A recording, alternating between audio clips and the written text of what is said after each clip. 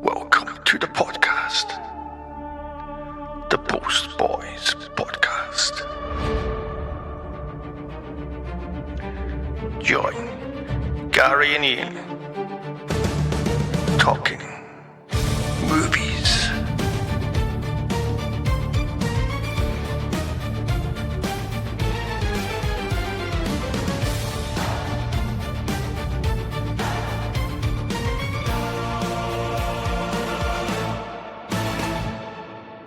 Night of the Demon.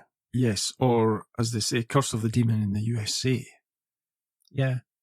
But Curse of the Demon in the USA was a shortened version of Night of the Demon, was that? Yes. There was quite crucial scenes that were taken out. Yeah, I think a lot of the stuff in the houses and, the background was taken out, and of course, based on M.R. James casting the runes, which, when you think about runes, I always think about the either bone tablets or little, dominoes, rather than being written on a piece of parchment and stuff like that, which...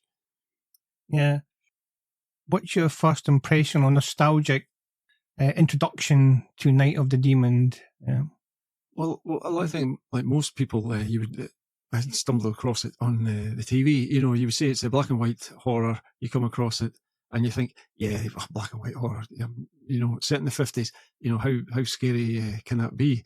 But when you watch it, it slowly gets under your skin, and it's creepy and it's scary, and it's extremely modern if you think about it. It goes at a fairly quick pace, and I think there are a lot of things that we now take for granted, but that was revolutionary at the time. Yeah. So my first recollection of Night of the Demon was very young, watching my portable TV in my bedroom one night. I think it was on, was it BBC or something? It was on about back 11 or 10 or 10:30, 11 o'clock. I would say it was probably, obviously over the years it's probably appeared on Channel 4, but probably originally it was shown on BBC, and in actual fact, I'm sure did they not have one of those, was it in the late 70s, early 80s, they had the Radio Times split cover and they did a horror double bill. And I'm sure one of the Radio Times cover has that image of the demon on it. So it must have been, that was probably where it was originally on the telly sometime in the kind of late 70s, and then obviously people have caught on because people say, oh, this is one of the great horrors. And, on the surface you think, yeah, what? And it's not till you watch it and watch all of it and you think, oh yeah, I understand it now. Seemingly, it's one of Scorsese's. It's in Scorsese's top 10 horror movies. So that's saying something, is it? Well, that's it. It's menacing and it's creepy, and there's lots of things which well, for instance, there's the séance scene, which at first it seems comedic. That what's the name? Mr. Meek by that Reginald Beckwith, who's Reginald Beckwith. He's one of these character actors that you see in loads of things. Yes, like say, he's usually playing a priest or a minister or a vicar. No, so a vicar, I should say, and it's typical that kind of vicar. I think he was had a small part in one of the James Bond movies in the 60s as well. Yes. Was it Thunderball? Was it, or yeah? Was it the start where in that big massive hall with the table? He was one of the people there. I think it could be something like that. And as I say, without skipping ahead, obviously Ken Adam did the production design. That's another. That's probably why the film looks quite good. Yeah, I stumbled across a colour version of it, and I looked at it, and if you look at it inside the Carswell's house, that does look like those early interiors in, say, like from Rush with Love, or that, and you think, oh yeah, that the tiles on the floor, the chandelier. I thought, yeah, that does look like a Ken Adam. But anyway, yes, the séance, that cherry ripe, that song. Cherry ripe. Ah! But what was that? Was that a real song? Was it? I believe it was. Oh, that's it. But also, when he goes into the trance, he starts as like a Native American, or as they say, a Red Indian at that time, and then he goes into the Scots accent, but the Scots accent is bad, but it's bad, but creepy, because you think, is it because they couldn't get somebody who could do a Scots accent, or is it the spirit trying to remember and know what it was like to do a Scots accent? And that's creepy. And then we have the child, saying, mummy, mummy, and that's creepy. And it reminded me of in The Exorcist, when you hear all the different voices coming out to Pazuzu, and it's that thing about, because you think it's going to be like, tea and candles when they do that seance, and all of a sudden this is unexpected. All these voices start coming out, and then you hear Maurice Denham, which once again, he's another huge British character actor, did the voice, all the animals for Animal Farm. He's been in countless productions, films. If you don't recognise the face, you certainly recognise the voice. He was in, what was it called? He was in the second Amicus Horror, which was the Torture Garden. And he's playing in an episode called Enoch, which is about a cat, a demon he traps to get some gold. And his son-in-law comes and says to his uncle, where's the gold? Where's the gold? He says, no, I'm not going to tell you. And he's got heart pills. And he's like, if you don't tell me, you won't get your heart pills. So he doesn't give him the heart pills. He tells him, but he doesn't get the heart pills. And it's about a cat that needs brains to feed on. And this is like 1967. It's really, really atmospheric, because he has to go into his uncle's basement to dig up and finds this coffin. And he opens this coffin and there's gold, but then this cat comes out. And it's a really atmospheric horror. But not as atmospheric as the Night of the Demon. Anyway. That scene you're talking about where Maurice Denham plays Professor Harrington, yes, in the movie. By this time he's already dead because he gets killed at the beginning of the movie. And but that soundbite when he says, what was it? It's in the trees. Yeah, it's in the trees. It's well, yes, because that soundbite. Because if you don't know the film, you might know it's used in Kate Bush's Hounds of Love. Yeah, Hounds of Love. Yeah, but Kate Bush, another one who loves that movie. So, well, that's yeah, and it's as I say, it only gets better with age. Yeah, it's a brilliant film full of jump scares, full of fantastic performances. Yeah, I mean, obviously, it's, I think black and white probably suits ghost stories more than colour. As you say, you've got like, what have we got? The Haunting from 1963. You've got The Innocents in 1961. You've got, obviously, like the Queen of Spades, but you've got the Night of the Eagle, which was called Burn Witch Burn, with Richard Matheson wrote the script. I don't know if you've seen that. That's got... who was the actor who played? It was in Jason King. He was Peter Wingard. Is it Peter Wingard? Yeah. Yes. That Night of the Eagle. It's almost. It's where he's a academic professor, and people in the university are jealous that he's getting promotion.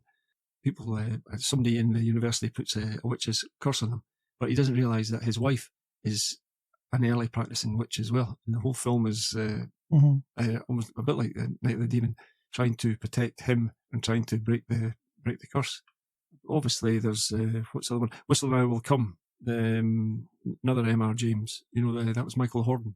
That was extremely scary. Yeah, that's like probably just under an hour long, was it? Yes, that was black and white as well. That was black and white, and people think that was a ghost story for Christmas, but it wasn't. I think it was made separate, and it gets kind of lumped in because of the M.R. James. And that, if you haven't seen that is, oh my God, I remember the first time I saw it, because you've got the sound drops out and it mixes with the speed of the film, and that ending, when you really do think you're looking at a ghost, when the bed sheet or the nightshirt starts to go up and on its own, but I think Jonathan Miller must have did something with the speed of the film, or the speed of the shutter, because you're looking at it and I think, oh, that's a ghost, But that's M.R. James, the original material, that idea of people looking for an ancient book or an ancient manuscript and then get in over their head, and then disaster happens. As I say, just like Night of the Demon with Dr. Yeah, it is Dr. Holden, Professor Harrington and Dr. Holden. Was Dr. it? Holden, and of course the baddie Dr. Is it Dr. Carswell? Just Julian Carswell. Oh, Julian Carswell with a K. Yeah, which is obviously Alistair Crowley. Alistair Crowley. Yeah, because he's the head of a kind of devil cult. But in the film, you don't ever get a sense that, his congregation. You don't. You only really see one, Rand Hobart. Yes, where he's like tried to do some sort of hypnotic experiment on him. Well, once again, that's another scene that kind of goes from 0 to 100. And obviously that's Brian Wilde, if you know The Last of the Summer Wine. But that is a haunting, horrible scene, because it really is. And I think that's probably the secret of it, that, if people are distressed when you're not seeing like the monsters, then that gives you a feeling of dread. You think, oh my goodness, what's coming? Yeah. I mean, the crux of the movie is that you're past a piece of parchment with runic symbols on it that has a curse on it, and if you've got the parchment, you're kind of screwed unless you pass it to somebody else in a kind of sneaky way, basically. So I know, without them knowing, which is what Carswell did to Dr. Holden at the British Library. Which looks absolutely massive, that library. So I know all these stalls and books and things. That's the thing about Julian Carswell. Is it Niall McGuiness? I have to stop you here. I thought Niall McGuiness kind of steals the show in this movie, does he? Yes, he's absolutely fantastic. I didn't realise he had. Well, obviously he played later on. He played Zeus in Jason and the Argonauts, but he played Martin Luther in 1953. And obviously he was a practicing GP, so when he wasn't acting, he was being a general practitioner. And sometimes we've known practitioners, have gone to doctors, and sometimes they have this soothing voice, and that that it's almost playing a kind of part. So it's not a stretch to say, well, you're a GP and you can be a actor as well. But he got quite some rave reviews. I think that film got a couple of technical Oscar nominations. Martin Luther he was in. But he's fantastic. It just I've seen him in other stuff as well. I mean, he had small parts in like classic movies like Gorgo. Yeah, and also. But that was obviously the Irish contingent, because obviously there's was it Liam Redmond, who's also in this movie as O'Brien.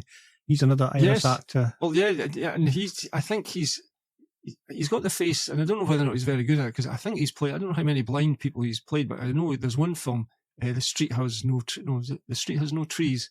He plays a blind person, but he's just got the face that, that idea he can make us, look up, and, he just seems to have that acting ability.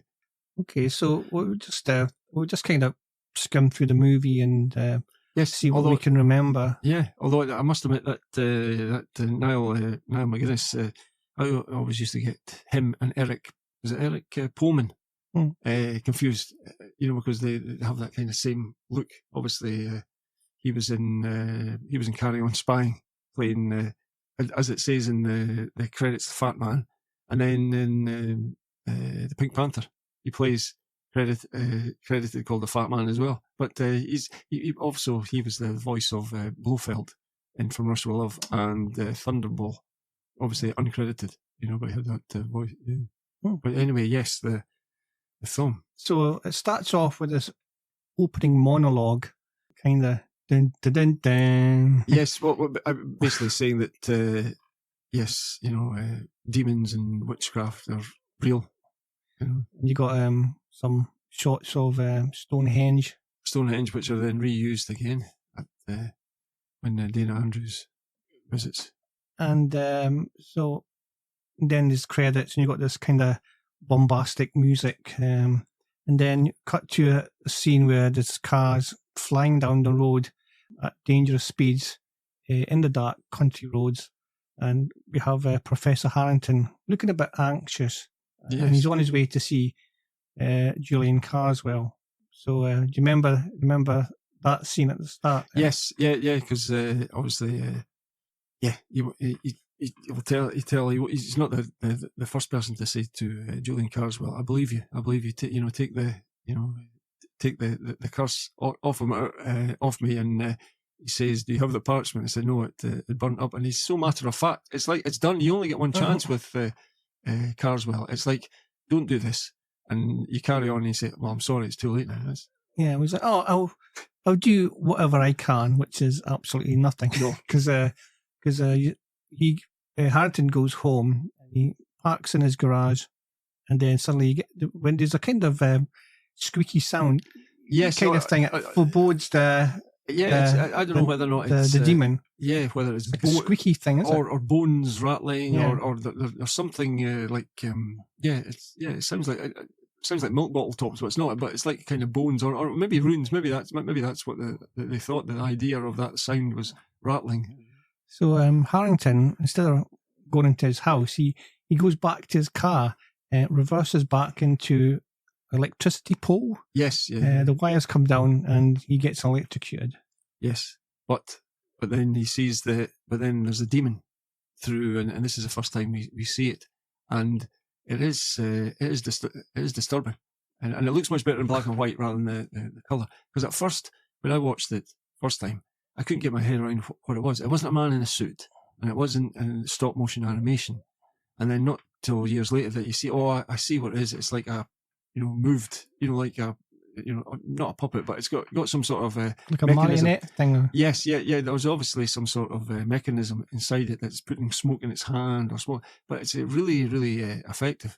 And then the face for 1957, obviously it's molded, must be molded, not latex, but molded rubber or something like that they've made. It's a bit of a contentious opening, because there's people in the camp where they didn't like the fact that they showed the demon. They want to keep it kind of more psychological. Although, but seemingly there was some sort of difference of opinion between Jacques Tourneur and Hal Chester, the producer. He wanted the demon in it, so he stuck it at the beginning as well. So when you see the demon twice in the movie, you're right. You're really, he does kind of half come in the scene in the middle of the movie where Holden's through the forest, breaking into Carswell's home. Yeah, but the thing is, I mean, I can if you hadn't cut to the close up of the face until the very end, because you get a real close up early on. And if you just saw this demon coming towards you, and then just saw the claw, then there's no. Well, in actual fact, to be fair, they have it on the poster, so they must have thought, well, it was on the poster. What's the point of hiding the demon? I mean, compared to some of the monsters at that time in the 50s, I mean, it looks pretty good to me. And when I was watching it as a kid, it certainly drew me in to watch the movie, because I just put it on thinking I was going to fall asleep. Oh, no. And I didn't. I watched the whole lot. Well, you know what? I wonder if they hadn't made the eyeballs look like kind of human eyeballs, if they'd had it slightly different, because it just got like two white round balls with a black kind of iris in it, pupil, I should say. But once again, that's I'm sure there's somebody's done a cut where they've taken the demon out, and of course then you see not the model, but somebody in a suit later on when the demon's horribly pawing at Julian Carswell's body, which is that's horrible. Yeah, spoilers ahead. So basically sets up that Professor Harrington, who's leading this expose into supernatural, trying to uncover Carswell's shenanigans with his devil cult of one person and his mum and his mother. His devil cult, which once again, maybe they didn't have to hammer people over the head with it to say, yeah, I'm a leader of a cult, and they've provided all this big house for me, and it's like, well, where's he's obviously making something, because he's got a big giant mansion, isn't it? Well, that's the thing.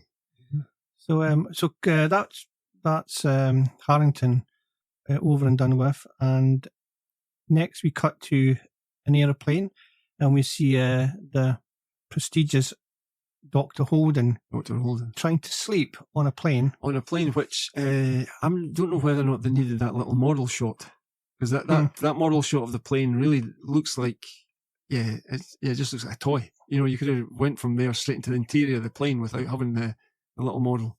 But he's trying to sleep, and then there's Peggy, not Peggy. Peggy Cummins. Yeah. Peggy Cummins as Holden, not Holden's daughter. No, is it Holden's? No, nephew. Niece. It's Harrington. Something Harrington. Yeah, sorry. Holden is the Dana Andrews. So Rebecca Harrington, is it? Yes, something like that. Anyway, niece Harrington, and so basically, she's seemingly a teacher, and she's just coming back from the States, and she's marking some papers for her kids. Obviously, that's pissing off Holden because he's trying to sleep. Now, I want to bring up, this is Holden's character.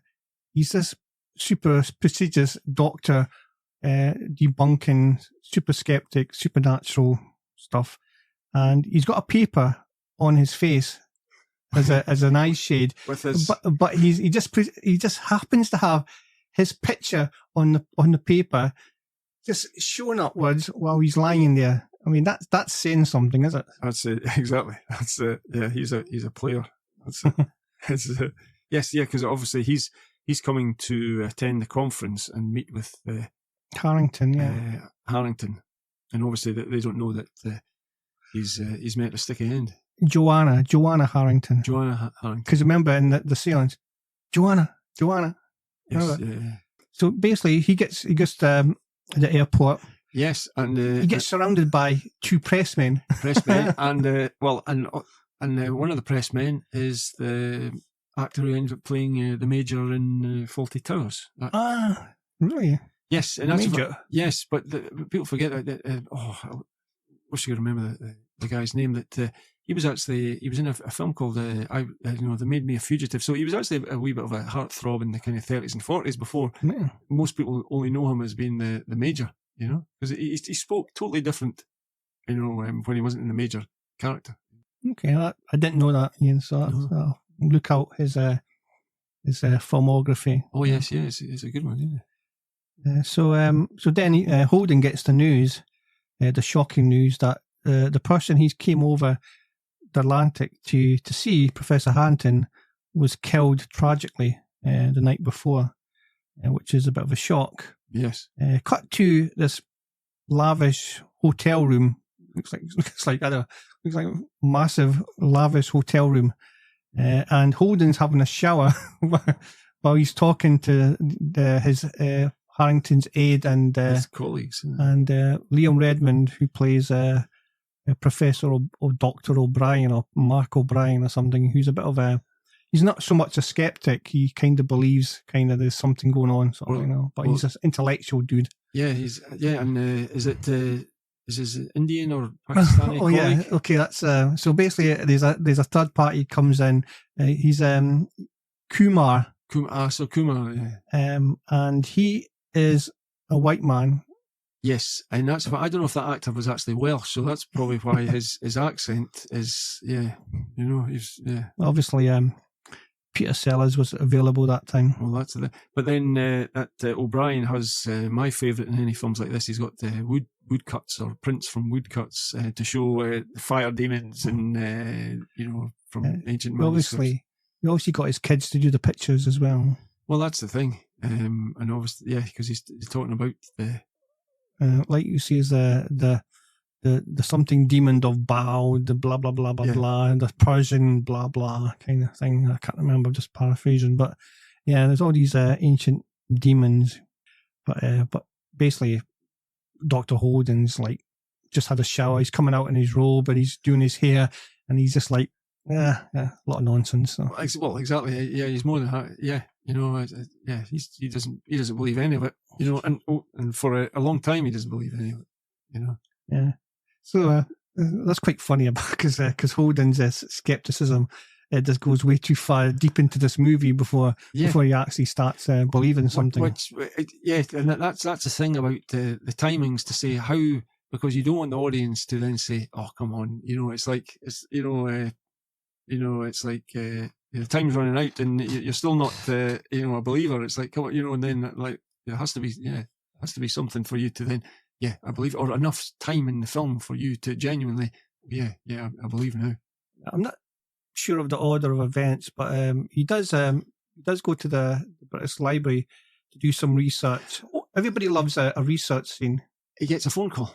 Oh, he gets the phone call first. Okay, so Caswell phones him up at the hotel. But here's the thing about when you think about film baddies, it's usually the hero goes to the baddie. This guy Caswell, he is proactive. He's not wasting any time. It's like, and no, Caswell's on the phone and Basically, Caswell, in a kind of nice, underhanded way, is basically just threatening Holden to say, look, Harrington's gone, you're next if you don't shut down the investigation. But obviously that intrigues Holden even more. It intrigues, and as I say, he's Caswell's a bit like Scaramanga. He only needs one bullet. He only gives one warning, and then that's it. Sorry, you didn't, and that's even more insidious because it's like there's nothing you do. He's told you once, but he hasn't frothed at the mouth or like screamed. He's just like saying, I think you should. He's not saying this is the final warning. I think he's just saying, yeah, I think you should just maybe drop that. And it's like, I'm going to say something that might get some sick bags out, but Caswell likes to ruin people's lives. Oh, that's terrible. Okay. I would say that's monstrous and horrible. So basically that there's a phone call, and so I think the next scene was he goes to the British Library, big massive library, and he does some research, and he's asking for this particular book. The witch, something of the witches and demons, or blah blah blah. Yeah, and the clerk's like, oh, very peculiar. We did have one, but it's gone missing for some reason. Yes, I'll get it checked out. I would say that and Fly Fishing by J.R. Hartley as well. That's another one. But then this character appears. Yes, and he says, "Oh, I just happened to overhear you're looking for a copy of the blah blah witches and demons book. I just happen to have a copy. It's actually Julian Caswell there in person." He has a pleasant chat with Dr. Holden, again, kind of. And then he gives him his business card. Yeah, the business card that has disappeared writing. Almost like a glitter embossed writing on that then appears and then just disappears. And then later on, obviously, like Holden, even though he's a skeptic, he still has a doctor or somebody try and check it out or something. Exactly, yeah, to analyse it and say, look, there's nothing there. There's no ink in there. That hasn't been a trace of anything. There's nothing there. And I think it says, what does it say? It says, is it in memory or? No, your time allowed is 3 days or something. Yes, yeah. But then it disappears. He's kind of wondering what that means, your time allowed. So basically Caswell just happens to knock over some of the books that Holden's researching. Yes. And he gets down to pick them up and he passes it to Holden. Exactly. He must be a new parchment with the runes on them. Yeah. So this is where he slipped the parchment into the books, and Holden accepts the books, unaware that he's accepting the cursed parchment. Okay, so that was so we got a come together between the two main characters of Caswell and Holden there. And I think that's when does he invite them to come round to have a look at his book? Yeah, Yeah, so he does take him up on the invite to go to, is it Ludwig Hall or something like that? Something like that. And then I think after that he goes to, is it the funeral of? Yeah, so he goes to Professor Harrington's funeral. He goes up to the coffin. I don't know if it was was it an open casket or something? I don't know if it was. I think it was a closed one. He just goes in. He goes in for a second, then he goes, and then he walks back out. So I know. Just happens coincidentally, the same woman that he was pestering on the plane over just happens to be the niece of Professor Harrington. What a coincidence! Well, that's the thing. That's Peggy Cummins, who she was in the Hell Drivers, and she was in Gun Crazy. And I always used to confuse Peggy Cummins and Veronica Lake, thinking that they were the same kind of person. And then I didn't realise that Veronica Lake dropped out of Gun Crazy, and they ended up taking Peggy Cummins in. But she only passed away in 2017. She had quite a long life. Yeah, she did all the tours and and fan stuff. I think she even I think she even introduced a digital digital remastering of Night of the Demon in 2013, and she was in attendance. I think she stopped making films in about early 60s, and I think concentrate on was it charity for what was the charity again? It was it cerebral palsy? I think it might have been cerebral palsy, something like that. But then I saw a clip of her in Jim Davison's Cinderella. You know, and that was his adult with Charlie Drake. I think that was one of these. You know, it was a kind of an adult pantomime with a bit more swearing and a bit more Benny Hill kind of stuff. Probably a bit more saucier than Benny Hill. Well, yes, yeah, well, yeah, that's the thing. But she died. Yeah, 2000. She had a long life. So and like Dana Andrews. If you watch that film, you think Dana Andrews with that voice, you think he's only got maybe another year left. But it was 1992 he passed away. But already with that voice, you think you need to give up on the fags or stuff like that. But no, he lived a lot longer. Yeah, was he not like some head of some actors union or something? He did some stuff like that. Yeah, I mean, I don't think he was the greatest actor, but he did a lot of stuff in the background for other actors and things. Well, of course, he was in one of the great kind of post-war films. Was it the Days of Our? It was the Days of Our Lives. That was when it was a film about the soldiers returning to America, and did Frederick March win Best Actor, and there was a young actor who hadn't acted before, but he was like a double amputee. But the guy had lost his arms through a car crash, and he used these kind of early, artificial arms, prosthetics, and stuff. Yeah, and he won Best Supporting Actor. But they didn't. As I say, one of those faces that you recognise him, but perhaps don't know the name. Dana Andrews. But no, he was good. He's got a fantastic voice. Yeah, he does have a unique voice. But that was kind of the way to sell the movie to the US market.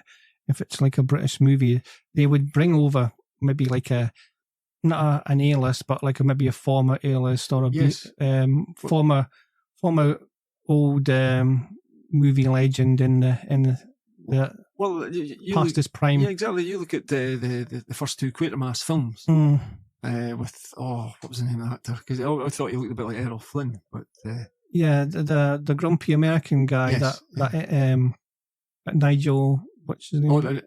Obviously Nigel Neal wrote. Nigel Neal absolutely hated. Yes, yeah, because obviously Quatermass is supposed to be British, Yeah, he was a bit arrogant, was he not? So. Yes. Anyway, yes. So they team up both. Dana Andrews' character and Peggy Cummins' character team up, and then say we're going to see Julian Carswell, and they go to his house when he's having I don't know if it's an open day or a fun day, and he's like Dr. Bobo. Now, is it Dr. Bobo? If you grown up in the countryside and you knew that the guy in the big mansion was a devil whisperer, would you let your kids go and get ice cream and play at the mansion? Well, it's homemade ice cream. Well, that's the thing is the back cloth has got all the pentacles, behind when he's pulling the puppies out of the hat, and he's got the pentagrams on the thingy. But that's once again another menacing scene, all done softly. He's not threatening. Yeah, he kind of. Do you believe in witchcraft? What type of witchcraft? Let's see. What can we do here? He conjures up like a storm just to prove a point. But obviously, Dr. Holt and Dana Andrews just believes it's a bit of a coincidence that happens. Well, that's it. And then that's when he kind of lays it on the line, and he's talking about the twilight world between the real and the unreal, or the good and the bad, and then one of the many jump scares we have the wee kid in the mask. Because as I say, the film is full of jump scares, and you get done twice. Trains come, and you think, and then they come again, and then there's doors opening, and I think there's only one cat Yeah. Now, speaking of cat, would you think that the Jacques Tourneur, is it Tourneur? Is it? Tourneur. Tourneur. Oh, is it Tourneur? No, it's Tourneur. not Tourneur. Tourneur. Is it Tourneur? Well, obviously him and Val Luton did Cat People and I Walk with a Zombie and that kind of stuff like that. But would the bus scene in Cat People, would that technically been the first jump scare in movie history? Well, because it was set up that way. Yes, it was set up that way, and it was, obviously you must have got a reaction for it. I'm sure you'd have to go back and have a look at. But it's that idea of that's done deliberate. It's not just the bus appearing and the sound of the doors opening. Just like it's a wee bit difficult to have the train, because obviously, but that comes out of nowhere. Although that did it the same again in this movie with a train. Exactly, But it's like it's that rule in movies where if it's out of shot, then it's not there until it's in shot. It's in shot, but in reality, that person would have seen that bus coming a mile off. So it's all the misdirection. It's all leading your eye to one place. Say like there's a scene in the when he's in the hotel corridor looking for his room, and it's misdirection. He's looking to the kind of left or the right, and then he doesn't see it as the was it O'Brien. He opens the door. Oh, how are you doing? He gets a bit of that. He gets a bit of that kind of that presence of the demon, the little kind of and the kind of the watery images, the kind of shimmering images. They did that when Caswell walks away. They did that kind of shimmering effect, like when he kind of walks off in the distance. Because that's what Caswell says, that your mind's going to deteriorate over the next 3 days. You're going to be going to lose everything. Once again, he's not pussyfooting around. It's a case of no, it's not if, it's when you're going to die. It's going to be 3 days, and this demon's going to come for you. And sorry, there's nothing you can do. I'm not sure what the next scene is. I know that he. Yeah, because there's a lot of scenes back into the back into the hotel room where he's getting a little bit more, or he's speaking about trying to analyse the parchment, and then they're talking about if they can get Hobart do the some hypnotic experiment on him. Yes, regress his brain or something. Regress his brain, because then Holden has to speak to Hobart's family to get the release form to. Now, the scene when he goes to visit Hobart's family and the farm. This is one of the scenes that were cut out. In fact, I think they cut out the whole Rand Hobart thing from Curse the Demon, which was the American cut of the movie. So they didn't get to see another British card actor. Was it Percy Herbert? He's got one of these faces that you've seen like a million times if you grew up watching British movies. He's in it everywhere, was he? Yes, yeah. But there's a good tense scene where he takes out his wallet and he pulls out the parchment. Once again, I've never known it. You could technically call it a jump scare as well. The jump scare of the parchment flying out of that I'd class that as a jump scare as well, because it's flying and you think, oh my goodness, and later on. It's trying to get into the fire and burn itself. Well, see, that's the thing. But people talk about jeopardy and in filmmaking, but that scene, there's, you could have Tom Cruise climbing up, buildings and stuff like that. But that scene where the parchment is up against the fire guard, and you're almost holding your breath to think, oh my goodness, it's, but he doesn't seem to be, Holden doesn't seem to be bothered because, just the wind. And it's like, no, get that parchment from the fire guard, because if that goes up in flames, sorry, that's it. That's when he was shacked up with Joanna Harrington at her kind of our dead, quaint little... Our dead uncle's house. Yeah, and it was windy and rainy, and it had that perfect kind of horror movie atmosphere going. Well, that's the thing, you don't analyse it too much. It's like they're having a meal with candles and they've got the window, they've got the doors wide open and like the wind's blowing and stuff like that. He said that he didn't get the parchment past him. This must have been before the farm scene, because he said he didn't get Joanna says, you sure that Caswell didn't pass anything to you? And he kind of thinks back, well, you did pick up my books for me. Yes. And then he says, oh, but it's in the hotel room. No, it's not. It's in my briefcase. And then he goes to his briefcase and he pulls out the book, and there enough, the parchment's there. The parchment's there, and then it flies out. And as I say, that is a really, really tense scene. You know, in a little black and white film, it's a tense scene of looking at it's a piece of paper trying to slowly work its way off a fire guard into the fire. Now, if that fire guard wasn't there, I mean, he would have been a dead man. But that's what they talk about filmmaking. It's all about stakes, you know, not just little things that can change the course of a life. You know, this little piece of paper has a great significance, and you're wanting it to, you know, not burn up, and you're wanting it to, you know, go back to Julian Carswell. Yeah, I mean, so obviously this past the parchment. Past the parcel, past the parchment. Past the parchment. The flaw is if it gets passed back to you, you're kind of screwed as well. So it only works. It only works one way, kind of thing. But he doesn't find that out. We know that, but he doesn't know that until he speaks to kind of Hobart. But in the meantime, Carswell's mum is phoning and you know, trying to you know, help Holden, you know. Carswell's mum, she isn't Margaret Rutherford, but she's got that kind of Margaret Rutherford kind of. I always get her mixed up with Margaret Rutherford. She's got a lot of same roles and stuff. Yeah, and also I was thinking there's a woman. Have you seen Fahrenheit 451? Yeah, the film. There's a woman who, a small woman with a kind of, you know, similar hairstyle. And I was thinking it was her, but she was actually slightly younger. And she has a tiny part in Quatermass in the Pit. She's like, once again, she looked a little bit like Margaret Rutherford, you know? Now, speaking of Carswell's mother, there's a bit of a subplot where she tries to interfere, set up Joanna Harrington and Dr. Holden with some sort of seance or some psychic. Yeah. But before that, there's that scene that's probably the first time you see Carswell kind of raise his voice when he's saying to his mother, I need to do these things in order so we can have my followers can, you know, provide us with money for this house. And he's really quite animated. That's the first time you actually see him animated to say, look, you know, I can't stop. It's, you know.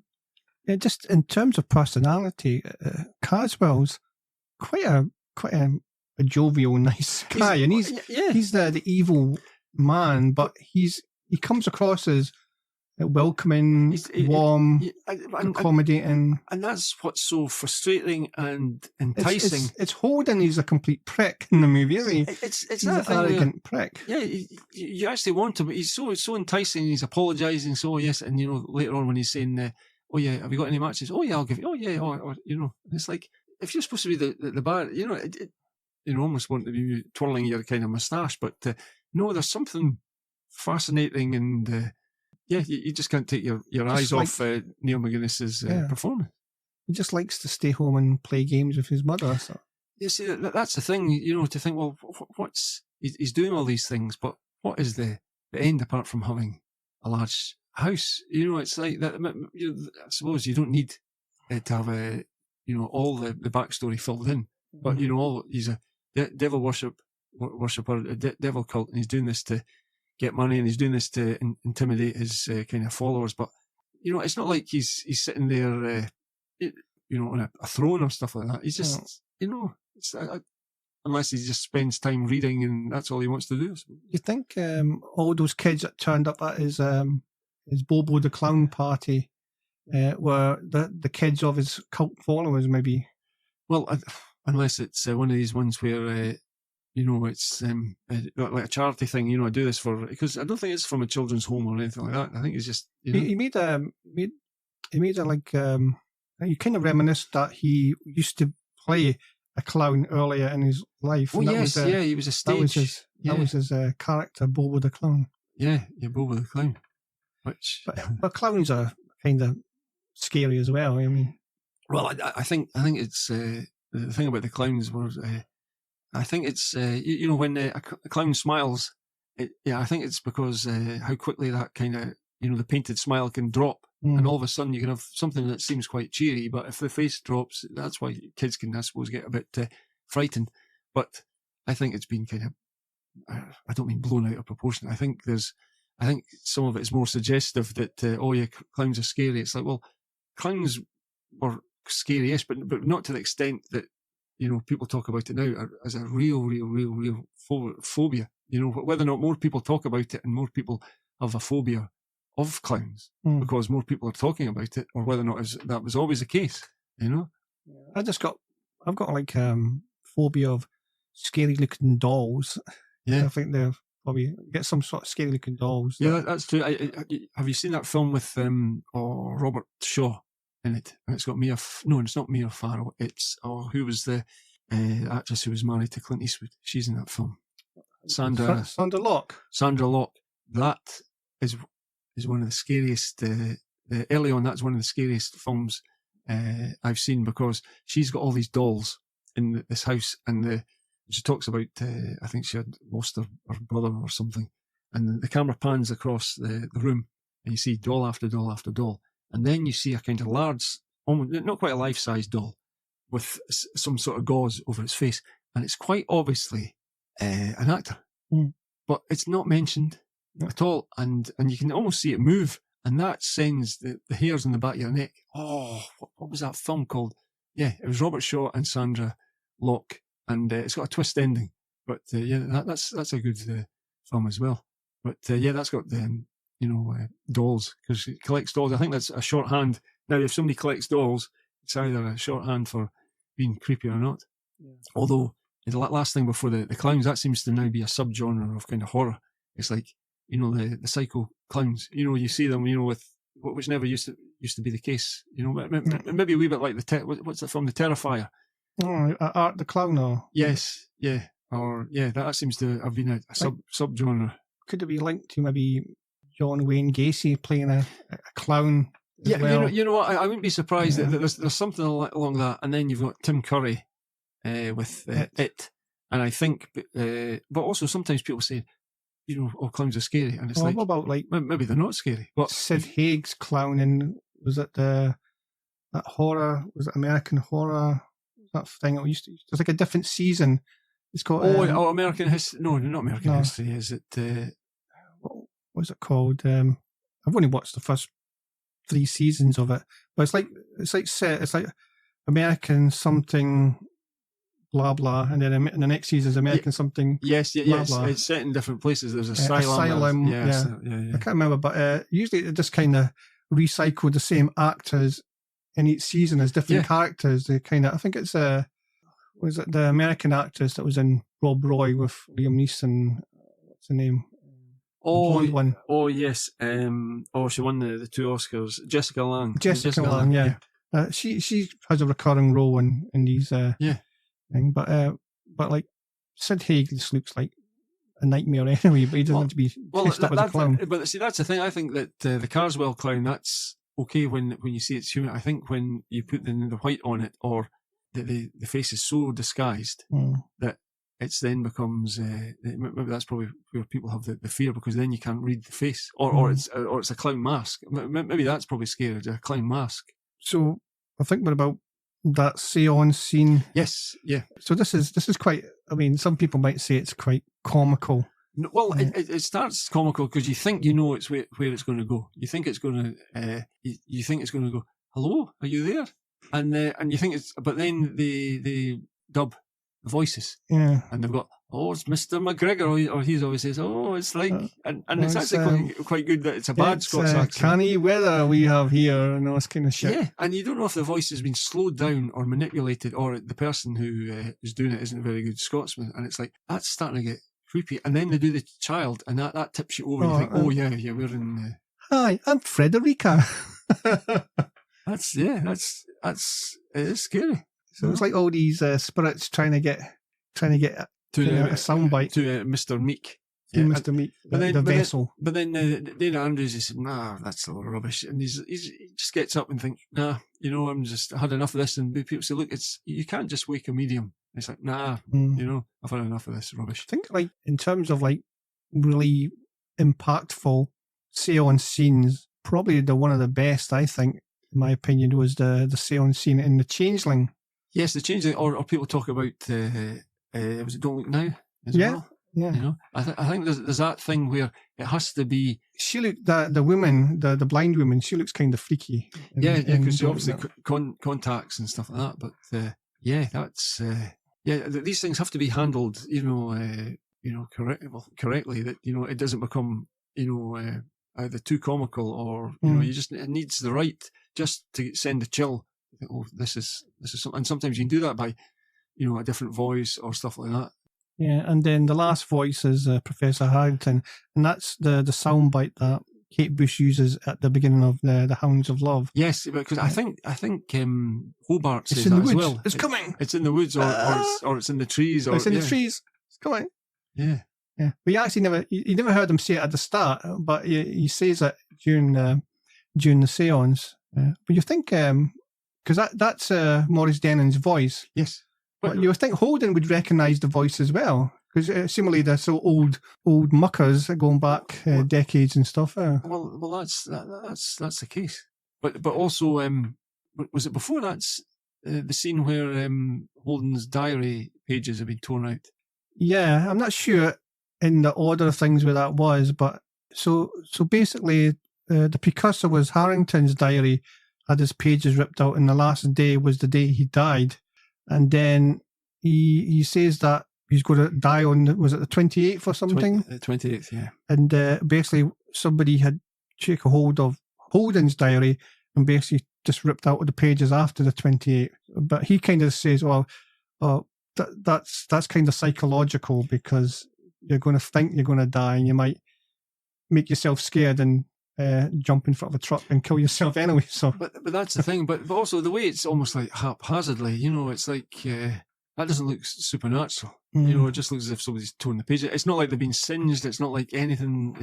It's like the kind of flippant way that Brian goes, "Oh, Holden, are you going anywhere after the 28th?" He says, "No." Oh, well, you got ripped out all your pages, as if that's something that people do. Yeah. I'm not doing anything for the rest of my life. I'm just going to rip the pages out of my diary. But then it's all these little things that mount up. It's all these little, things that you've forgotten about, and then it brings it back into, to get the story moving. So basically, they all leave the séance. So it was a bit of a damp squib for Holden, but it kind of piqued Peggy Cummins as Joanna Harrington, because she's basically set to go over to Carswell's mansion that very night.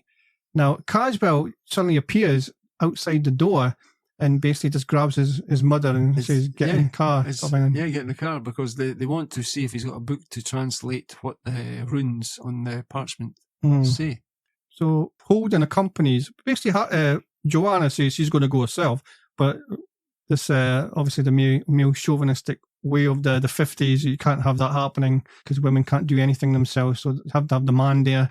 I think the Joanna Harrington character is quite a strong character for that time. She's quite.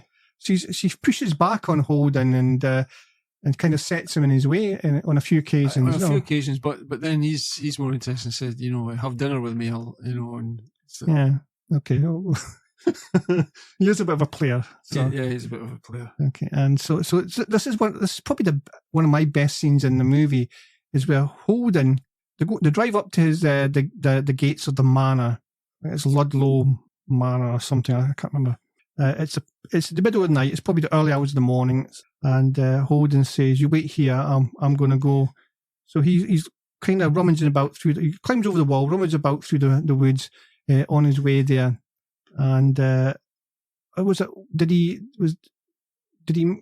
the demon before or after?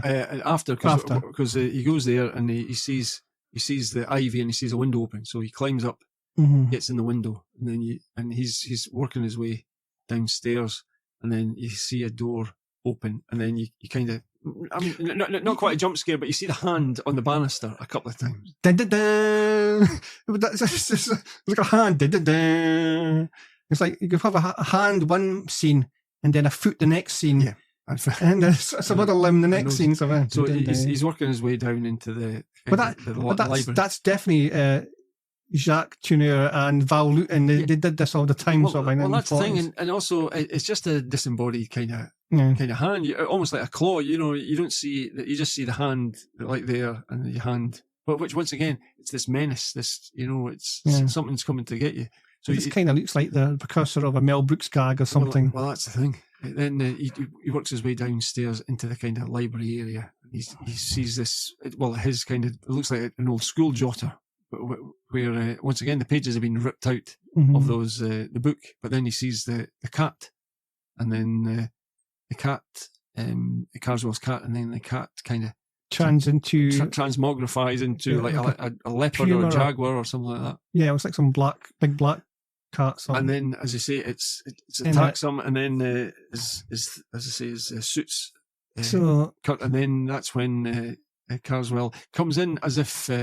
He picks up a poker. He's not that bothered. It's like it's like people break into his house all the time. So. And once again, he's so but also he's so, as I say, matter of fact, and it's like, couldn't you find what you were looking for? He was like so open, and then that's when he kind of says, at this time of night, this is where cats wander and the witches dance and all this sort of stuff. So that's a good scene. Well, just reinforces that Carswell was actually quite a. He's a complicated character because he's the bad guy. He's doing bad things, but he does it in a nice way, does he? Well, that's it, because he says that this is his kind of a small demon to protect his the house or the library or whatever it is. Yeah, so he's got like a shape-shifting pussy. Yes. What was that? It's got like a name like Grimaldon or something, or some like medieval name. Yeah, because he said that the cats were often called that in the medieval times, and as I say, Holden, Carswell says, "Look, go down the path." He says, "No, I'm going to go the way I came, through the woods." And he says, "Don't go into the forest. Don't go into the woods." Yeah, that's one. He's like Holden, being the arrogant prick that he is. That's one superstition I stick to. I go back the same way I came. But yeah, and he's going through the forest, and then Carswell's like, "Oh well, I told him." And then, but then he doesn't even say that. Because Carswell could have said, "I've got a curse around the forest to protect it" as well. He doesn't say any of that. And then there's a wee jump scare with the tree, and then all of a sudden he's the squeaky sound. The squeaky sound, and then he starts to see, a bit like Forbidden Planet, he starts to see these footprints that are kind of smoking across the path, and then he has that kind of rattling bone kind of sound, and then you see the kind of almost look like white ink smoke appear and kind of follow him, but you don't quite see the demon's face. And he's getting chased through the woods, and does he get back to the hotel? And he says, that's he said, he must have had some sort of machine or something. He still doesn't believe, and even when you got the invitation card or welcome card analysed and there was no trace of any substance on the card, you still kind of passed that off as well. Yes, because his eyes, he doesn't trust his eyes.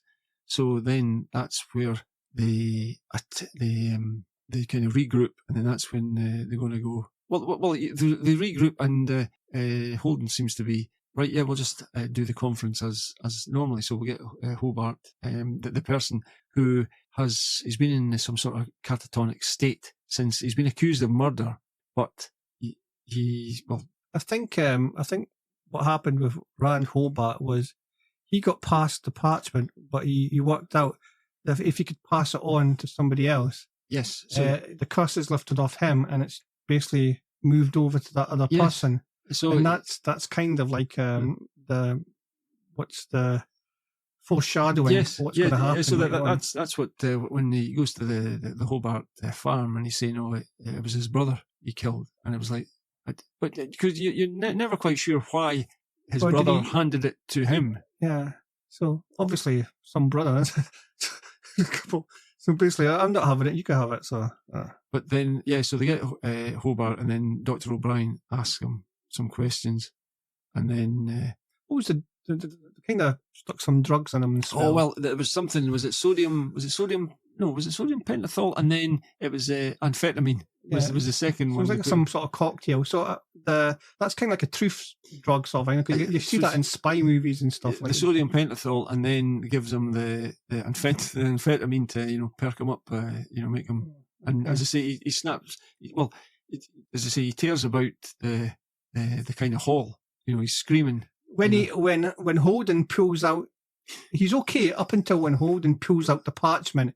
And then he thinks it's getting passed back to him. Passed to him. And once again, it's like probably all the best kind of demonic films is when there's no, pussyfooting around. He just jumps straight out the window, to death, that's 1957. And you see that, and that's quite shocking.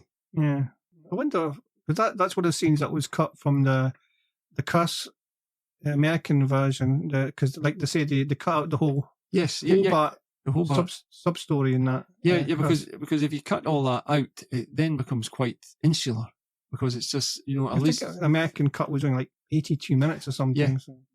Because then if you do that Hobart story, that opens it up. And because if you cut it down, it's like, you haven't got a set. Well, let's say he hasn't got. We don't see many followers, but at least that kind of opens it up to, he's got his influence is greater than just him and his mum in his house and a couple of.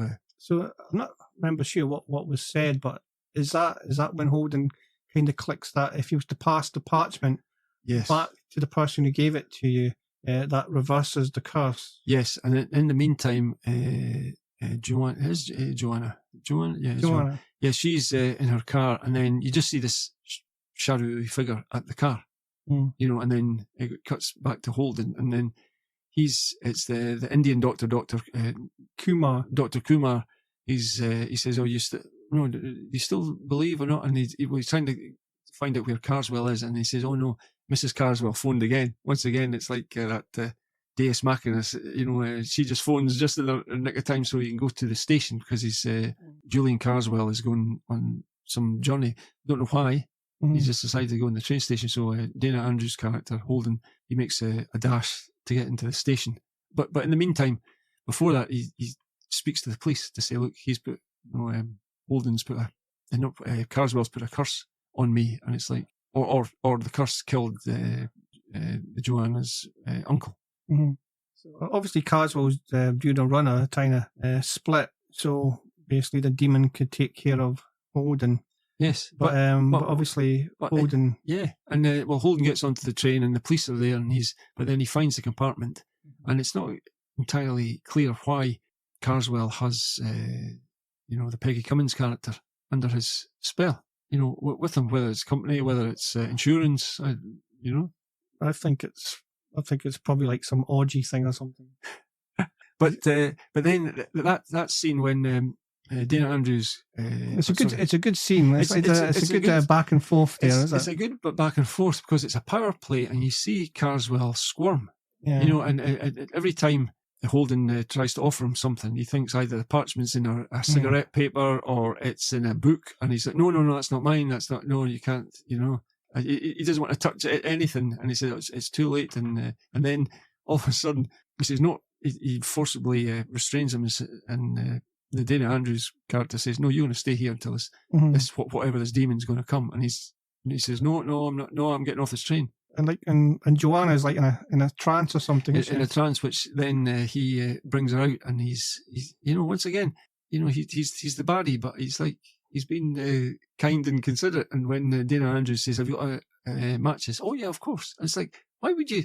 If you're the big baddie, why would you even say no? I've got matches. And gets him in the end because he obviously gets distracted by, was it the two coppers or something? The two coppers, because he says, here's your book. I was, oh no, that's not mine. And I say, well, how about your here's your jacket bag, and then he takes the coat, and then he says, pass it on to me, and then that's where the parchment then flies along the train carriage. And there was one scene when it's on the railways where you can see it's on a bit of a wire, but only one. When you watch it on Blu-ray on a big screen, you can see the wire even before that. Yeah, you can see that. So Carswell's out the train and he's running across, and then that's the timing of that first train jump scare must have been unbelievable, because you've got Niall McGuiness running, chasing the parchment just as another train behind comes straight across. That timing must have been perfect, and he's chasing it parchment down the railway track. And then you start to see the time's ticking till 10 o'clock, and then you start to hear the noise, the kind of bones or the rattling, and then he sees a bit of smoke, and then he can't quite make out, and then you see the demon starts to appear, and then I think the parchment lands on the rail, but then it just I mean, whether that's to symbolise that the rail wouldn't be electrified, but it just bursts into, maybe at 10 o'clock, the parchment normally just bursts into flames. So basically the demon transmorph into his true self and basically picks up Caswell. Which and is then a horrible, nasty and basically scene. just plays with him like a little toy or action man or something. Yes, he just starts ripping him apart. Yes, but the model, the person in the suit, it isn't quite the same as the rubber kind of maquette. But it's still a nasty, because once again, you're looking at the train, you're not looking up, and then you start to see the demon, and the demon's just like pawing at him and throwing him, and then eventually throws him down. And for 1957, Carswell's body's on the train track, and the authorities assume he's been hit by a train, but his body's smoking. You see it, his body is absolutely, it's on the track, smoking away and smoking away and smoking away. Maybe that's what the demon does. It's like you don't He's a fire demon. Yeah, you don't see the demon, but he can mask killing by other natural events, sort of, I know. So people in the real world would just think, oh, well, he just got run over by a train, or Professor Harton just got electrocuted when he backed into an electric pole or electric line or something. Well, I suppose it's a bit like those the later kind of Freddy's, in Nightmare on Elm Streets, where the first ones there was no disguising. Oh no, this person's thingy. But in the later ones, it's been the person's died in the sleep, or there's I suppose a bit like the Final Destination. But that's and then Holden and Joanna. They make to as if they're going to go see the body to see what it is, and then they say, no, some things are best left, unknown. And they're walking along the platform, and then the second train jump scare, he gets you again. That's the end. He gets the end, and then they just, once again, filming that, they must have disappeared because they're walking along the platform, train comes along, and they're no longer there on the platform.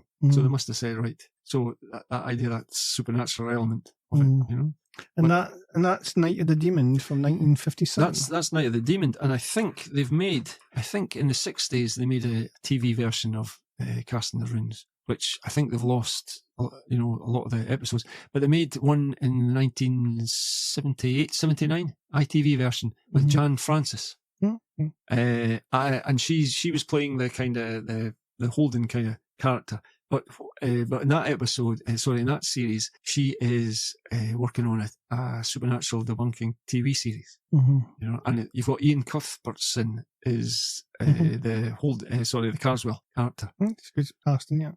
I've only seen little clips, but the demon, if you ever see footage of it, it's like some sort of little black statue. It's not the huge demon that you think of. It's like, obviously they've gone back more to the source material, but this, you see it it's a little weird, it almost looks like a kind of black marble version of the demon in The Exorcist that they dig up, but it seems to walk across the snowy landscape, and it is quite unsettling. But I think in the book, in the short story Casting the Runes, it's all about the passing the kind of parchment, and I think somebody then gets onto a boat at the end, and one of the stewards say, I saw the person get on, but he wasn't alone. That idea of there's something always, some sort of spirit behind you, and, catching you. There's always some figure or something lurking about in the background when it comes to Emma James. That's all I know. You're always getting followed, or there's somebody keeping about. And sometimes the most chilling is a little thing like that. He said, no, I'm positive he wasn't alone. Thinking, well, we know as the readers he's alone. So what was that thing? And it's the little things that add to the the creepiness, which is difficult when it comes to filming, because sometimes you have to be very literal, because or if you look at films like The Haunting or The Innocents, where that idea where you've got the kind of wallpaper slightly changing, or there's the one in The Innocents where there's a black figure, a person dressed in black seems to be floating in the reeds, in the middle of a lake, and it's like, wait a minute, did I see that? Or is that, it's one of those ones where you're watching it the first time, it's okay, but then the longer you think, then you get the chill to think, I've noticed something that's there. Yeah, it's like when you're watching, like when I was younger, when I was watching The Haunting the first time. When you're younger, obviously your imagination kind of runs riot. Yes. And you're watching the movie, it's black and white, and Julie Harris and Claire Bloom and Michael. She's lying in bed and she's looking at the wall. It's kind of the face, different. Yes. You think you could see her face. Yes. But are you seeing a face, or is it just the way the shadows is? It's pretty remarkable. I mean, some of the stuff done, yeah. And it's the one where you don't really see anything, but it's just enough.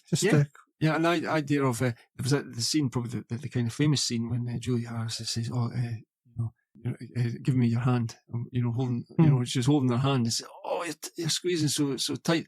And then the light goes on, and the bed is the other side. It's like, well, whose hand was I holding? It's all these little things. It's Ash from Evil Dead 2.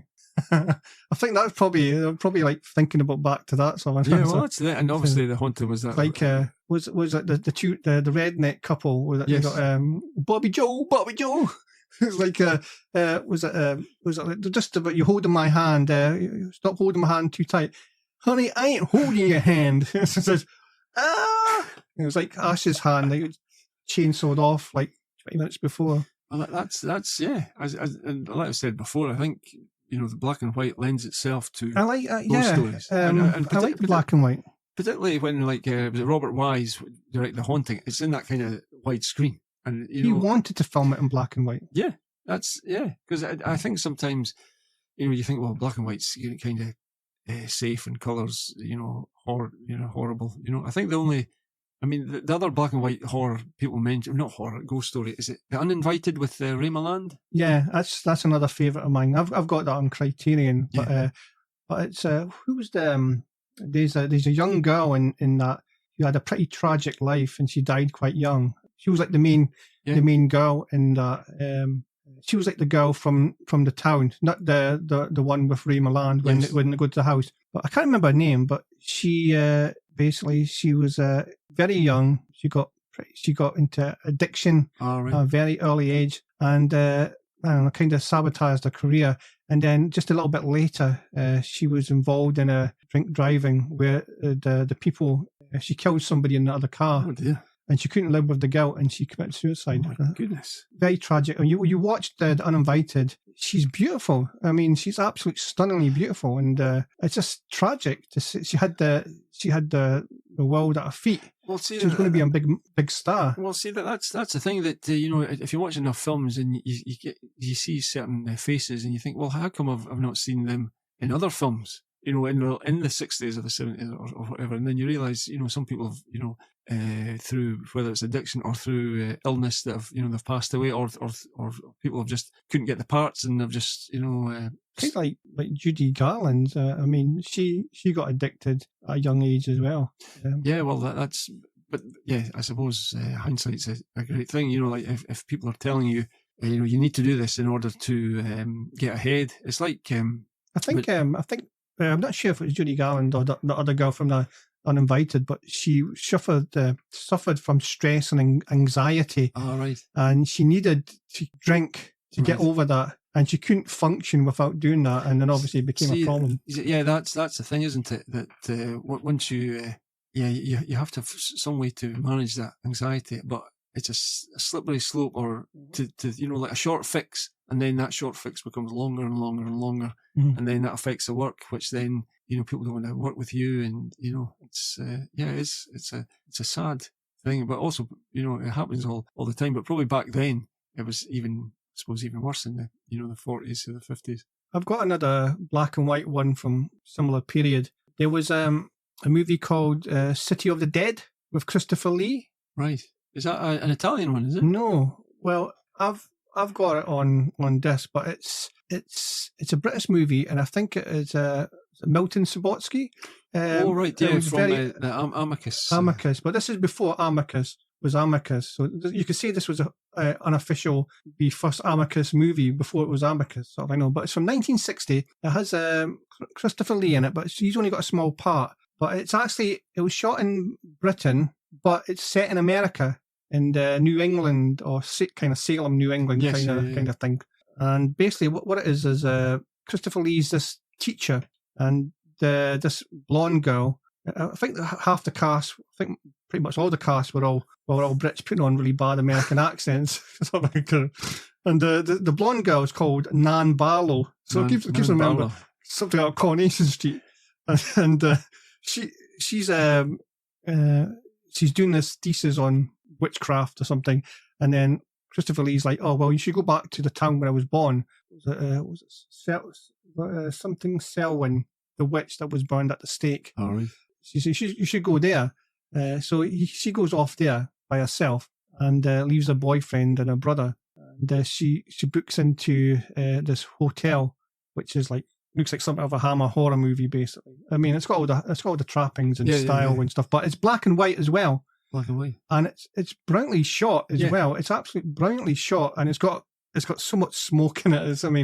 It's brilliant, but you can watch it on YouTube right now. It's worth watching. There's so many versions of it. It's called City of the Dead. That rings a bell. Yeah, because I think one of the other, once again, I think it's down to cinematography, because if you've got crisp, cinematography, the one that I keep returning to is the one with Barbara Steele. What's the one where she's the witch at the start and the hammer, that mask with nails. The mask with the inward spikes. Yes, the inward spikes, Because you're sitting and you're watching that and you think, I'm watching that because of the cinematography and the story, and I like that kind of, 400 years ago. We'll go back and then you flash forward to this time and all this sort of, a bit like what Roger Corman had done. Yeah. Is that one of these early Bava movies or something? Yes, yeah. Which is strange because Jacques Tourneur. His last two films were, what were they? They were, it was the Comedy of Terrors, which was one of the, was that the one that's got Boris Karloff and Peter Lorre and one of these kind of, was it Roger Corman? And I think his last film was City Under the Sea, which was then renamed, was it The Warlords of Atlantis? And that's the one. Really? That's Doug McClure? No, not that one. It's the one where I think they were trying to cash in on, I'd say, 20,000 Leagues Under the Sea. Yeah. And it's got Vincent Price, and it's set in Cornwall. And it's got Vincent Price, and it's got David Tomlinson? And they somehow... I think I know. It's like there's like some underwater carving or something at the end or something. Yeah, there's an underwater carving, and they somehow... And it's got an American actor who's got... it was David Tomlinson's got a chicken, which is... I don't know if... Because in Journey to the Centre of the Earth, one of the characters had a chicken. So it's like that kind of I can't play this role without a chicken. Yeah.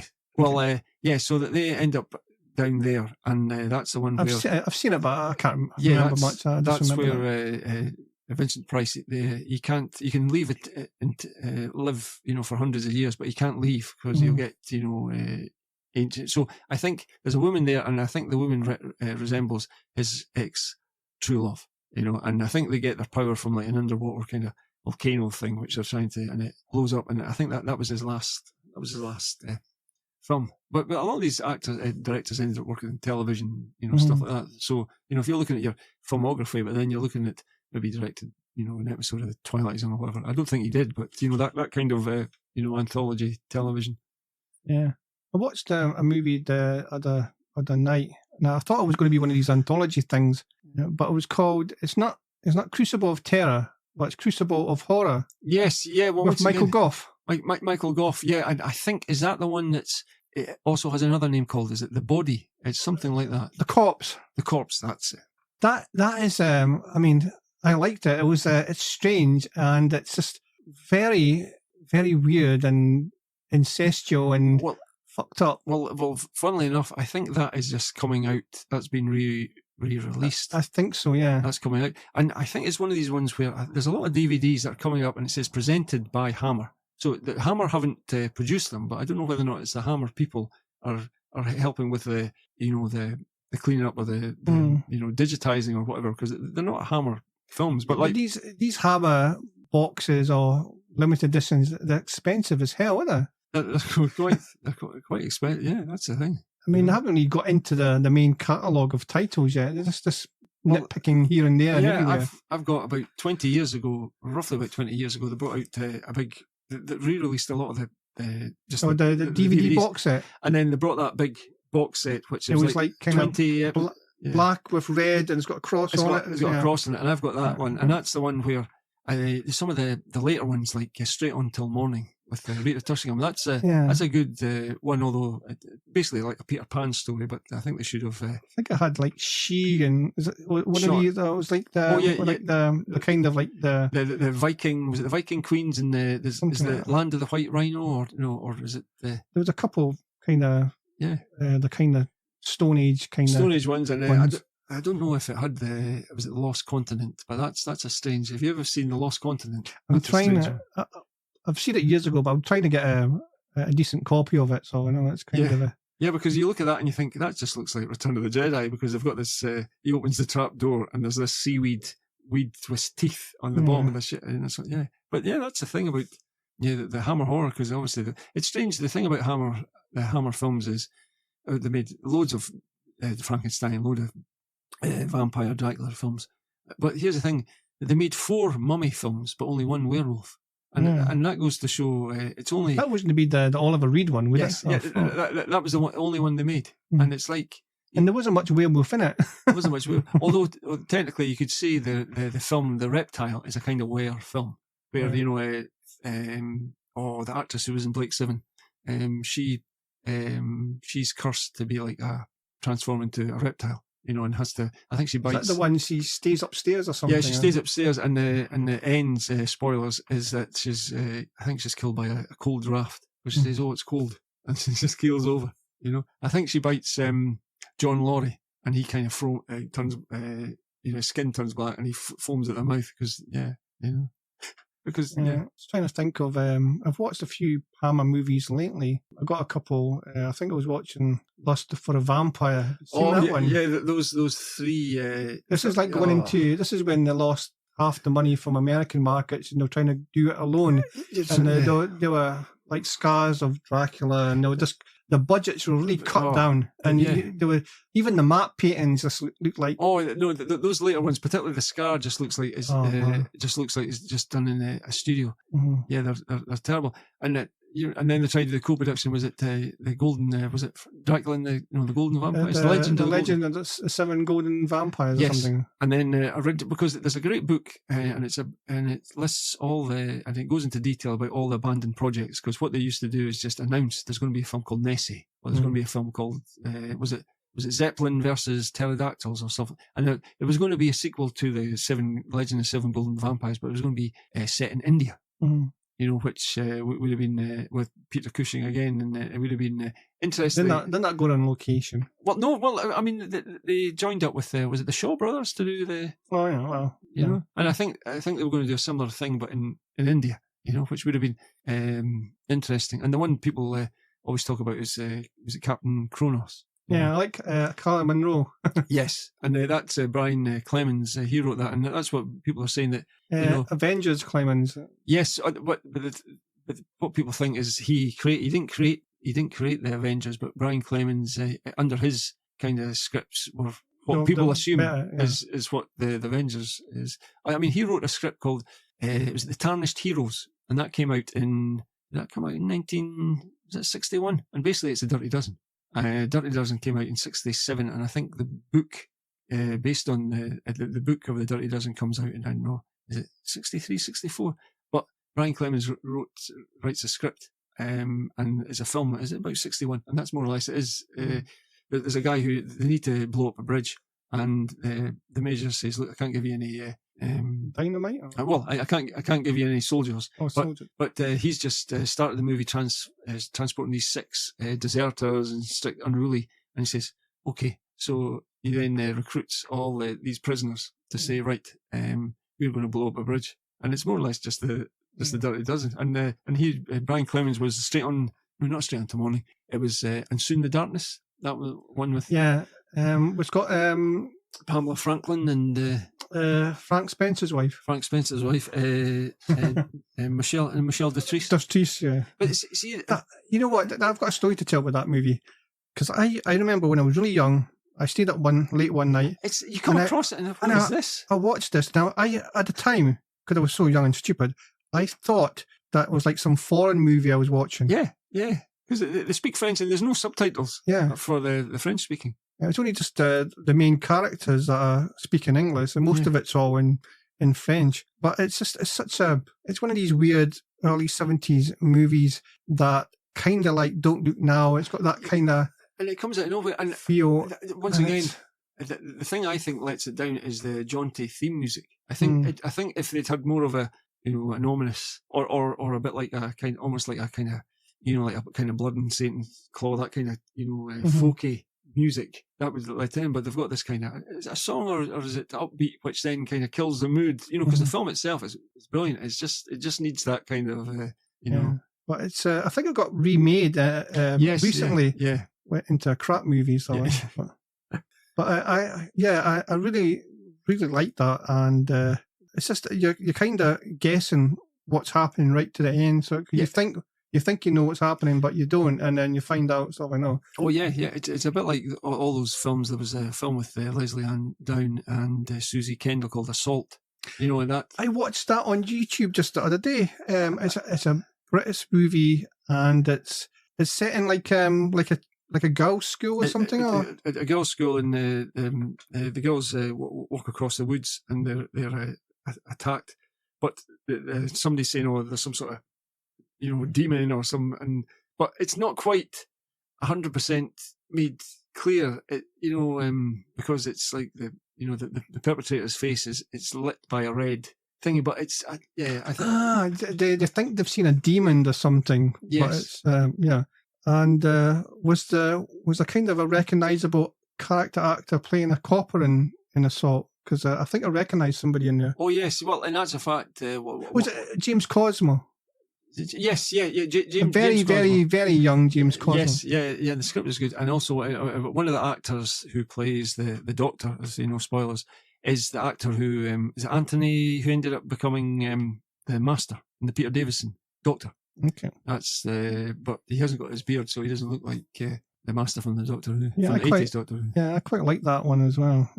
But it's typical of those movies in the early 70s. It's those late 60s, early 70s where a bit like the music. People are trying to, the Beatles are broken up and they're trying to find their way, and there's a lot of novelty records, fantastic production values. Mm-hmm. I mean, the music, and a similar thing with the films. You've got cinematography, looks absolutely fantastic.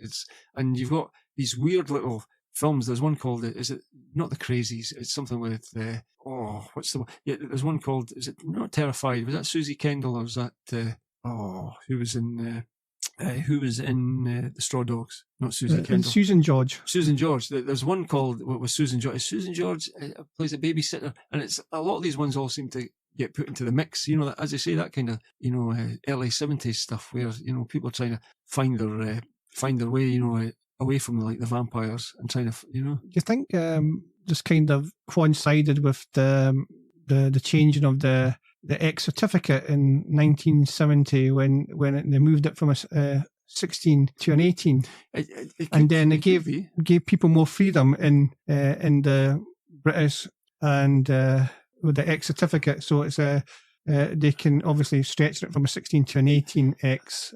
They can maybe a bit more gore and a bit more titillation in it. Well, it could be, but once again, what's lost in the mist of times is the kind of films and kind of television of the time that people thought, right, we're going to make this film, because I suppose the social references are.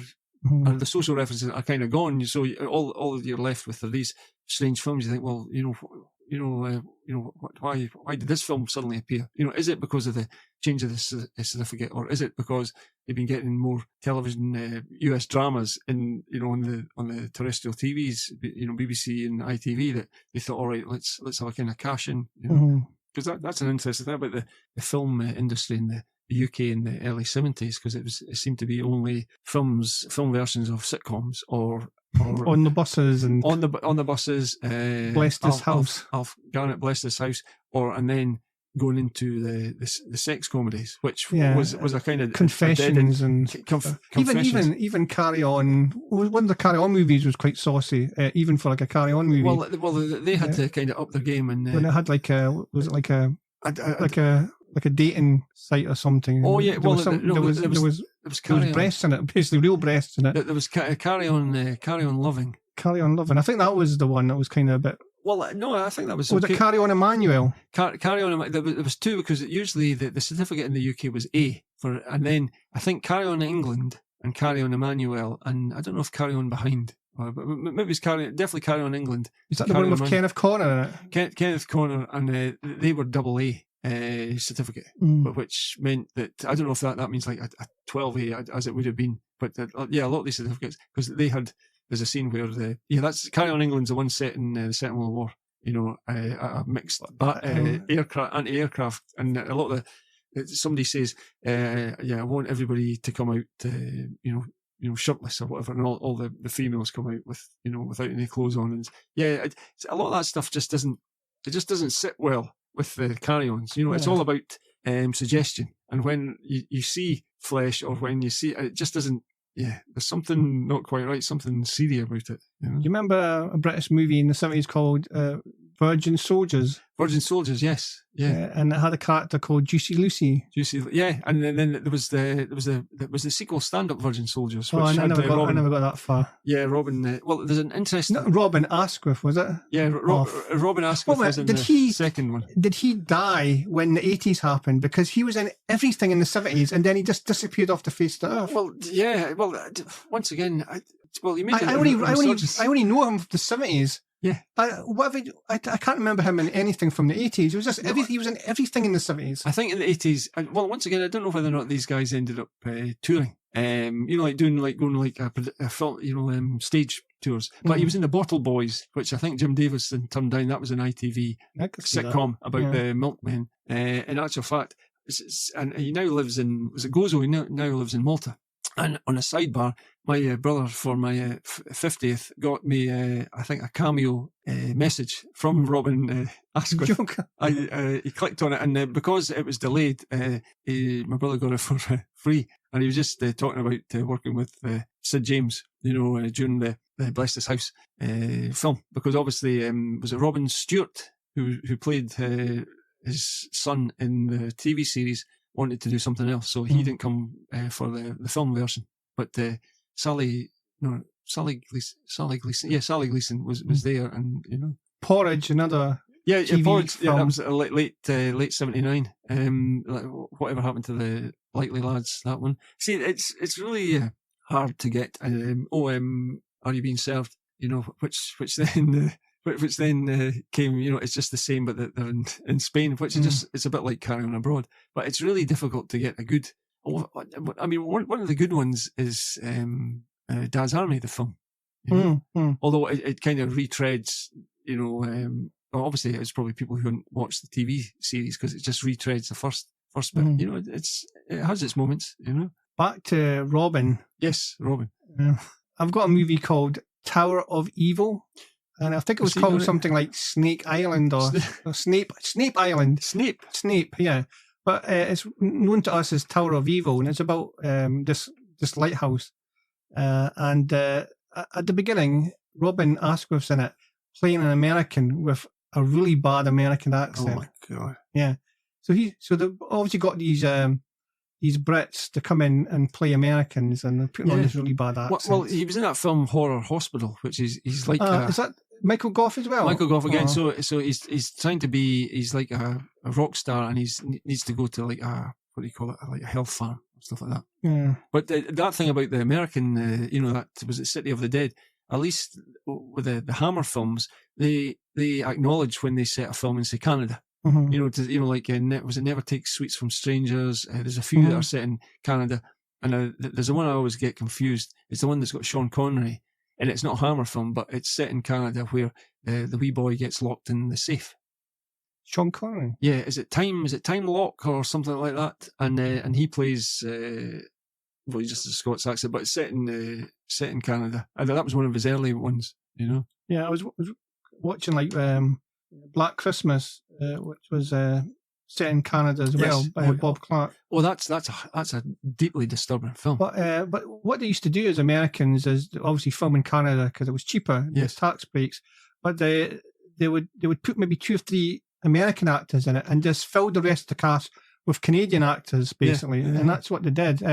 But they did that quite a lot in the 70s and 80s. Well, that's the thing. We're talking about we're talking about portmanteau films, and one of the worst. Because it's down to the production, because it was the Uncanny. Have you seen that one? Which is basically, it's 3 stories about cats. Is that Peter Cushing?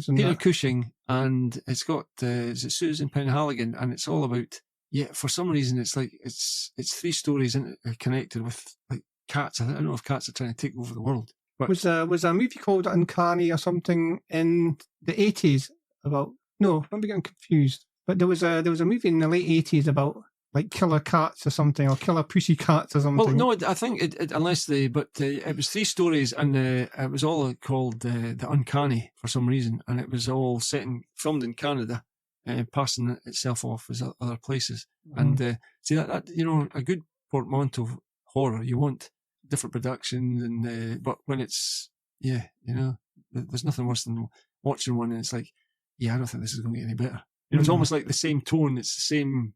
There's no depth to it. There's no. One of my favourite anthology. I'm not going to say portmanteau. Sounds like an alcoholic beverage. But the Monster Club. Oh, the Monster. See that's such an 80s thing. But that was really probably dated. 1980, was it? I think it was. Yeah, 79. It looks like it's got the residue of late 70s on it. Oh yeah, probably 79, 80, and it's one of those ones where, that hasn't stood the test of time. But the last story is really good. Oh, that I remember watching that and thinking that I think it was the description of saying yes. And it's the music, and it's supposed to be like etchings about this ghoul that they find behind a graveyard, and they take it and they clean it up, and that's a scary one. But obviously, it's like trying to cash in a bit of like the Star Wars Cantina, But it's it's strange that sometimes the 70s stuff doesn't date. It's the early 80s stuff like the Monster Club. Because they go into like a nightclub and you've got like B.A. Robertson singing, and a few other people saying. And I think one of the highlights was when they have the kind of the stripper who's stripping and then strips all. It's not just stripping the clothes; it then takes the flesh off, and you've just got a skeleton, behind. And then they had like a poster of a chart of all the like interbreeding between vampires and ghouls and werewolves and wereghoul and all those girls and all this kind of stuff. Oh, having said that, the second most scariest, no, I would say maybe the first scariest one is the first story about the wind ghoul or whatever it is who can kill by whistling. And it's the woman who goes and says she steals from the guy who owns the mansion, and then she says she loves him, but she doesn't really. And you can take anything. She's setting him up, so he's setting him up, and she's saying, "Look, have the money just as long as you say that you love me." And she says, "No, you're horrible." And it's when she walks back into, for some reason, was it Simon Ward? I think so. He's got a tiny wee part in that one. And he's the partner of the he's the partner. Girl. And she comes in. And you only see the back of her head, and that's bad news in a horror movie when it's like the person hasn't turned around yet. I think, oh no, what's happening? And she turns around, and that's such a visceral, because her face has been melted, but not just melted. It's not even there, and that's a really shocking scene in the Monster Club. But then you've got the comedy one about the kind of vampire mafia, with is it Richard Johnson? Richard Johnson. Yeah. What can you say about Richard Johnson? I mean, this is a guy who could have been James Bond. Yeah, I can't believe it, but so the legend goes. Well, he appeared in 3 films which were kind of spy Bond films. Yeah, there was 2 which were Bulldog Drummond, and then there was the other one which isn't a Bulldog Drummond thing because there was Deadlier in the Mail, and then there's the one where he's what do you call it? He's is it Diana Dors? He's kind of kidnapped, and he's Diana Dors, and he's been set up by his girlfriend, and he's quite ruthless because I think Speaking of Diana Dors, what's the 70s movie? I think it's Jacques Palance as some sort of maniac or psycho. Yeah, I think it's called. Is it called The Crazies or It's something called The Crazies or something, or it's not The Crazies. But he's got like I don't know what he's doing, but he goes off on he stays at Diana Dors' house as a guest or something, and then I can't remember, but it's quite good actually. If you can, it's an early 70s movie with Palance playing a complete crazy person. I'm sure it's called. Is it not called The Crazies? But no, not crazy. It's called something, but it's not The Crazies as in the George Romero. No, yeah, which has obviously been redone quite a few times. Once again, a lot of these films they've changed their name, but it's that's coming. I think I've got that on DVD. I think that's come out again on Blu-ray or 4K or whatever it is. Because there's a poster of him with swinging an axe or swinging something. Yeah, It's quite funny. I think it's kind of like a Columbo kind of thing. I think he's murdering people.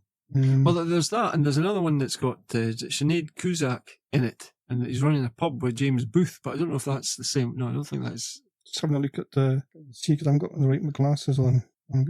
He was in Without Warning. That you had like Jack Palance, you had Martin Landau, and you had somebody else in that as well. And of course, he played Dracula, which of all the people who've played Dracula, he's the one that looks like, if you've ever seen a face of a bat, he's got that kind of bat face. And originally he was going to be first choice for Scaramanga, in Man with the Golden Gun, which would have been an interesting choice. I can't find it, but it's he plays some crazy person. It's quite good. But it's one of these American actors that came over. It was a British movie, so yeah. Well, they came over, and usually sometimes when you look what they appeared in, Lou Grade's fingerprints were all over it because he was LWT. He was more than happy to write the check to get them over. We need like a moronic, stupid Elon Musk type. That will just pump loads and loads of billions of pounds into and revitalise the British film industry, because basically a lot we've got some of the best directors in the world. Well, yeah, and you see why a lot of the films, the production here, they've got brilliant studios and the production, and it's great, and also it's not even years ago you would have a Prestige TV or the Paycheck. They would make films in Granada. Or TV shows in Granada get big names like Tales of the Unexpected, or even before that. But if you ever watched any of the Wheel Tappers and Shunters, which was, like I say, trying to be like a working man's club, they had variety acts. Bernard Manning hosted it. But what you would notice, if you look at the crowds, you see people who were perhaps working in maybe the next studio, because it was actually filmed in a studio but made to look like a pub. You'll see people who were perhaps filming the Cuckoo Waltz, and you'll see them in the audience sitting, or you'll see people who were in Coronation Street. And I am positive there's one episode you see Telly Savalas sitting there. So whether or not, once again, he was doing like a one-off drama in Yorkshire TV on Granada, and they thought, want to come. Maybe he was doing Horror Express or something. I don't know. That ran from, did it run from 73 to 77 or 78? The Wheel Tappers and Shunters, No. But then you see there was a guy called, was it Colin Compton, who was like the compere? He would ring the bell and stuff like that. And then you see them in like Confessions at the Holiday Camp. You see all these people who were big on television, and they always crop up in these little films. Like Reg Varney left On the Buses to then star in a couple of films. There was one of the best, was it the best legs in show business, and then something another one set in a film studio in the L Street or whatever was like that. But but then that was, as I say, basically you only had the James Bond films in the 70s until, I suppose, Star Wars came along, Yeah, well, that was a good chat about Night of the Demon. I forgot what movie, because we've gone off on a tangent there at the end, and I completely forgot what movie we did. Night of the Demon, 1957, an absolute classic. It's one of these movies, it's just, it's like a pair of warm, kind of well-worn slippers.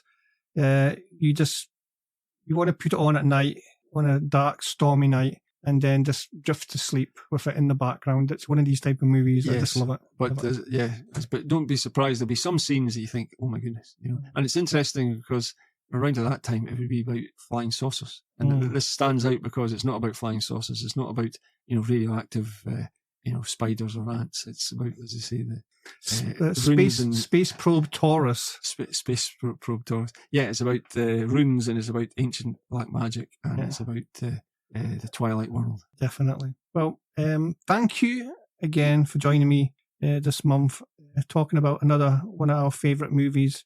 We'll think about the next episode and what movie we'll do. We don't have any particular rhyme or reason. We just make up as we go along, and the next movie could be something completely different. So who knows?